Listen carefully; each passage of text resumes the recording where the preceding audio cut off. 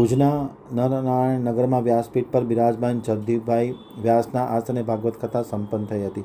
અનેકવિધ પ્રસંગો ભવ્ય રીતે ઉજવવામાં આવ્યા હતા. મહિલા મંડળની બહેનોએ ભાગવત કથામાં સંપૂર્ણ સહયોગ આપ્યો હતો. શ્રી ઓમ મારુતિ ચેરિટેબલ ટ્રસ્ટ અને ભૂતપૂર્વ નગર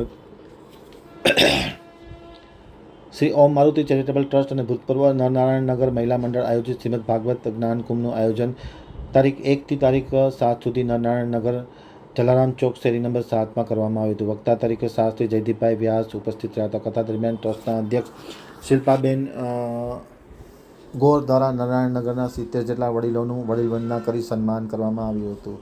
સાહિત્યકારો ડૉક્ટર મધુકાંતભાઈ આચાર્ય, કવિ જગદીશભાઈ ગોર, ડૉક્ટર ગૌતમ જોશી, મોહનદાન ગઢવીનું વિશેષ શાલ ઓઢાડી પાઘડી પહેરાવી મોમેન્ટો આપીને સન્માન કરવામાં આવ્યું હતું. વ્યાસપીઠ પર બિરાજમાન જયદીપભાઈ વ્યાસે અનેકવિધ કથાના પ્રસંગો ખૂબ જ ભક્તિભાવપૂર્વક ઉજવવામાં આવ્યા હતા અને પોથીના યજમાન તરીકે કીર્તનભાઈ અજાણી પરિવાર ખાસ હાજર રહ્યા હતા.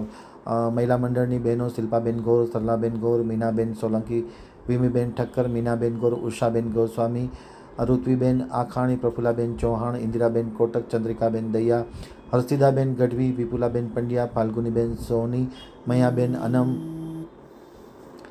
ભારતીબેન મકવાણા, નીતાબેન જોશી, ચેતનાબેન પલણ સહિતના લોકો ખાસ ઉપસ્થિત રહ્યા હતા. મંદિરના અધ્યક્ષ વિનોદભાઈ ઠક્કર, હસમુખભાઈ ભટ્ટ, દિનેશભાઈ ગણાત્રા, સુરેશભાઈ જોશી, મનહરભાઈ પરમાર, જીતેન્દ્રભાઈ પરમાર સહિતના લોકો ખાસ ઉપસ્થિત રહ્યા હતા. સંચાલન શિલ્પા ગોરે કર્યું હતું.